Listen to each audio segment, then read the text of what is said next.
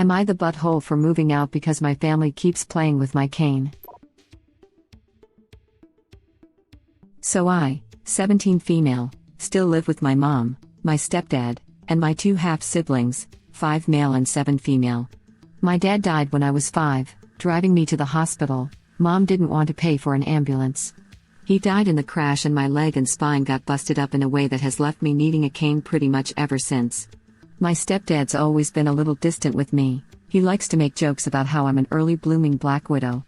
I think he gets that from my mom, who blames me for my dad's death. I do too. It is my fault after all, so I don't push back on it.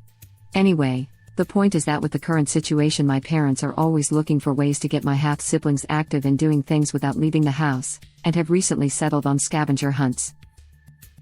I have no problem with this, honestly. I wish they'd stop hiding stuff in my underwear drawer, but it's a 5-year-old and a 7-year-old, so that's not the worst. My problem though is that they keep taking my cane when I'm not looking. I tend to get lost in my homework and my writing hobby and zone out, and having it be one of the items that my half-siblings have to find. When I complain to my stepdad, he's a sod-so is usually the one running these things. He scolds me for being selfish and points out that my swivel chair has wheels if I need the bathroom and that they always get it to me before I have to go downstairs for dinner. I tried my mom yesterday, and she said that I was being a brat and that if I wanted a father who cared about me I shouldn't have killed my dad. I got really upset at that point and called my grandparents. My mom's parents, dads are dead too. They showed up at 10 p.m. yesterday, and Grandma screamed at them while Grandpa packed my stuff up and helped me out to their car. My mom's been blowing up my phone and email, calling me all sorts of names and accusing me of turning her family against her and trying to get her in legal trouble since minors can't move out. And I can't help but think that maybe she's right, so, am I the butthole? Edit. I would just like to say thank you to everyone who's taken the time to comment and try to reassure me that I'm not the butthole. I can't reply to all of you, I lack the energy and I have homework, but I'm reading them all and I really appreciate it. You've given me a lot to think about, and I do thank you. Edit 2. Wow. That's a lot of support, and a lot of messages. Too many for me to reply to. I'm sorry. Thank you all so much. I promise that I do care what all of you have to say, and I'm reading every chat, comment, and PM. I was so scared this wasn't going to go my way, so thank you, thank all of you. Oh, honey, no. You didn't kill your dad. It isn't your fault. Accidents are accidents because they aren't your fault. Your mother is unbelievably awful for the way she has been treating you and allowing you to be treated. Please stay with your grandparents. And if you have access, maybe seek out a therapist to help you work through all this guilt you're holding on to. More than anything, I send you hugs.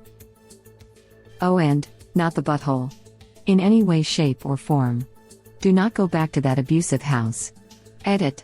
Oh, come on, y'all, I'm sure there's people way more worthy of all your free awards, but thank you kindly. Original poster replies. I caused him to need to be in the car though. I wasn't sick, I'd injured myself jumping off the stairs because I thought my Supergirl costume would make me fly. I didn't cause the accident itself, but it's my fault he was in the accident. I appreciate the hugs and the verdict though. By this same logic, it should be your mom's fault if she didn't want to pay for an ambulance. Jesus. Not the butthole all the way and tons of hugs for you. Please take care of yourself and don't go back there. Edit. Wow. Thanks for all the awards and stuff, y'all. I thought I was just stating the obvious. And quite frankly, this is probably why the mom is focused on blaming Op, to avoid poking at that thought too much.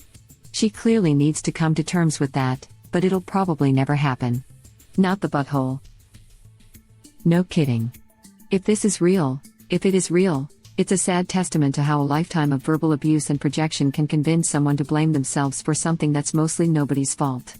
And the balance of blame clearly goes to the adults who wanted to save a few bucks, edit, colloquially speaking, and paid with one of their lives and with the permanent disability of their daughter. Heck, even had she made it to the hospital, she might have wound up far worse for wear than if EMTs had been the first to pick her up rather than her father. I'm not 100% convinced that the accident alone caused the disability, honestly.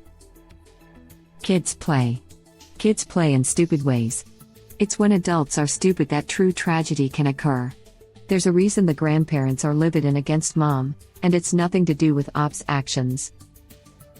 Not disputing your point at all, but people denying ambulance help because of cost is a big thing in the US. It's a lot more than a couple dollars, unfortunately.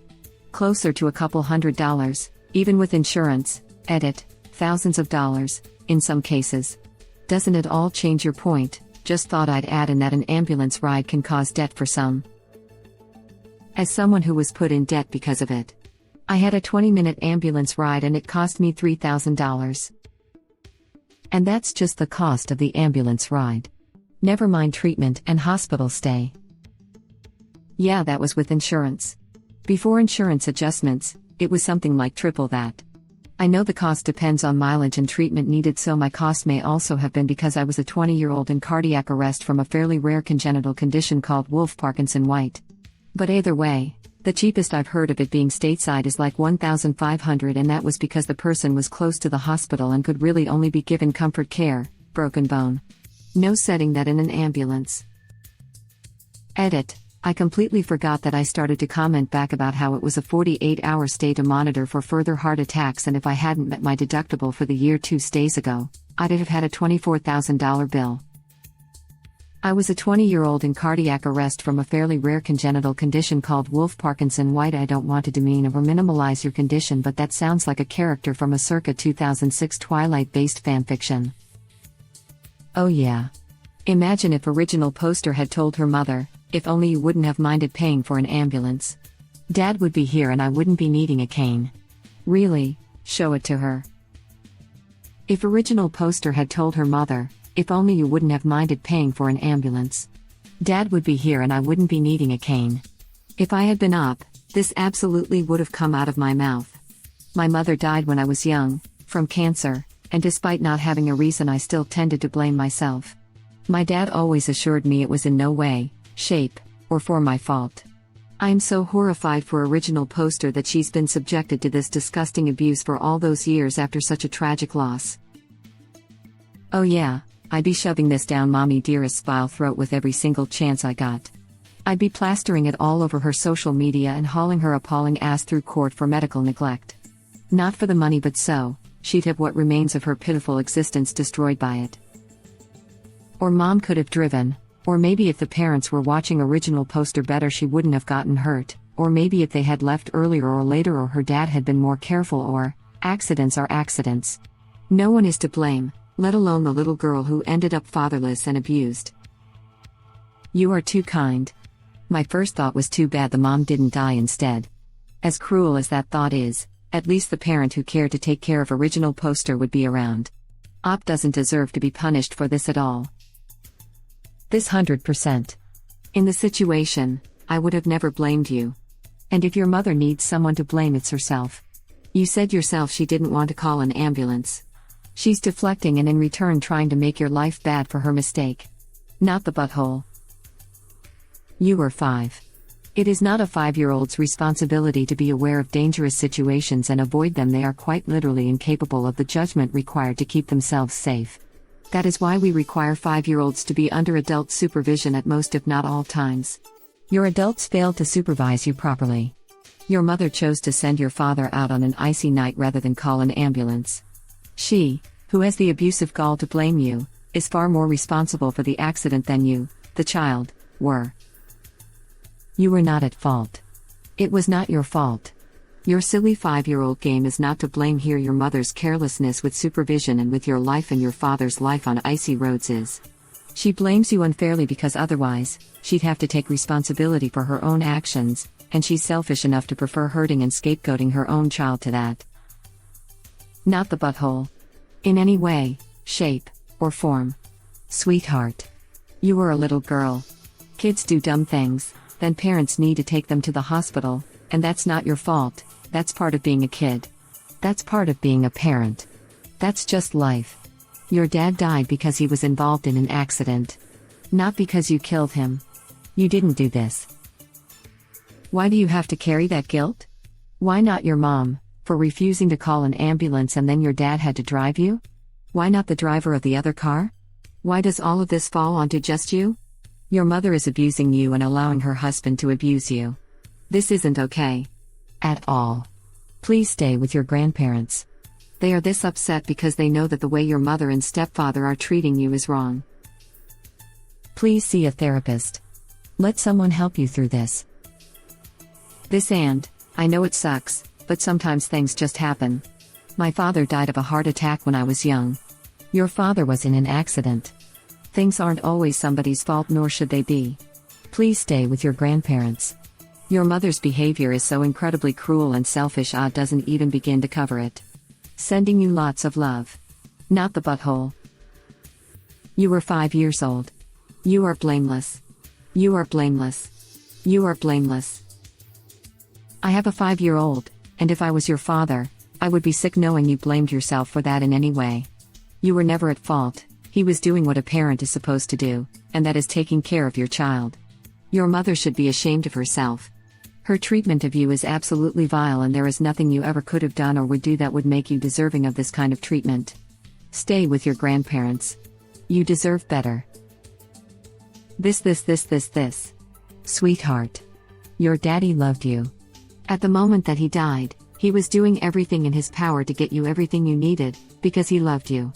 He would not want you to blame yourself for what happened. He would be glad that you survived, and he would want you to go on living as healthy and happy as you could possibly be. The way you honor your dad's memory and the sacrifice he made for you is by living well, being kind, and loving yourself in the way I'm sure he would have been loving you all this time if he could have. You don't owe him anything more than that. He does not want you to sacrifice your happiness in his name. 1,000 times this. You got a messed up family if they for 1 second think it's okay to have you think your dad's death was in any way your fault. Not the butthole at all. Not the butthole. Your mother is straight up abusive. Your father's death is not your fault, and she is frankly completely awful for allowing and reinforcing those beliefs. Your stepdad is a butthole too for taking unnecessary aid from you. If he wore glasses, I'm pretty sure he wouldn't find it funny if you kept hiding them. These people are toxic, and cutting them out of your life may well be your best decision here. Also, depending on the jurisdiction, taking someone's cane can be considered an assault upon the person, since it is interfering with necessary medical equipment. I'd honestly go as far as saying that he does this to keep her upstairs all day because she said, "It's always returned before dinner." Always returned before dinner. That just doesn't sit with me. That's a distinct possibility, considering that the stepdad doesn't seem to like original poster in general. It's also kind of gross that they're enabling her siblings to completely invade her privacy but hiding crap in her underwear drawer. Like WTF kind of scavenger hunt is that? I know everyone's focusing on ops, unjustified, self-blame, but my mind is still boggled by these scavenger hunts. Like, you have a whole house full of stuff, but the best thing you can think to make the kids look for is ops cane repeatedly? And the stepdad, who is in charge of hiding things, keeps rummaging THRU ops panties to hide stuff. What the hell? Yeah, that's the real effing nasty thing here. Stepdad should not be going through her underwear drawer. I hadn't even thought about the last point. That is effed up. And original poster obviously not the butthole. Scavenger hunts are fine, I guess. The underwear drawer thing is not. I get it if her kid siblings were the ones hiding them, but too, I assume, 30s 40s-year-olds are consistently hiding things in a 17-year-old girl's underwear drawer? That's pretty effing weird if you ask me. Oh, and taking the cane is definitely not okay either. Not the butthole. Not the butthole. First of all, your father's death was absolutely not your fault. Your mother has behaved absolutely abhorrently towards you, and it's downright horrific that anyone in your household thinks it's okay to take your cane and leave you without means to get around your home easily. Everyone in your household, except you, has behaved terribly. Good on you for getting out. Please also talk to your grandparents about getting you into therapy. You certainly have a lot of things to talk through, and I think you would find it very helpful. Original poster replies. I mean, like I've said elsewhere, it was my fault, but I appreciate your kindness regardless. Therapy might be a good idea though, yeah. I'm reluctant to ask for anything, since I take so much, but, not a bad idea. How would it be your fault, in any way? You were a kid not driving. Please stop believing this just because your mother said it over and over. Never would it be a child's fault. The only way it could be original poster's fault is if she had grabbed the wheel or handbrake or interfered with her dad driving in some other way. How awful of a parent is her mom for shifting the blame onto a 5-year-old child. Even if original poster did interfere with his driving, she didn't. She was 5 years old, and it still wouldn't be her fault. Kids are dumb and she was barely in kindergarten.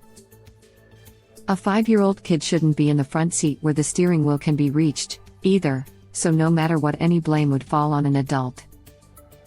You feel like you take so much that you can't ask for help. Seriously, you are in a very low place. You deserve help, love, happiness, and you deserve to take up space and resources. We all do.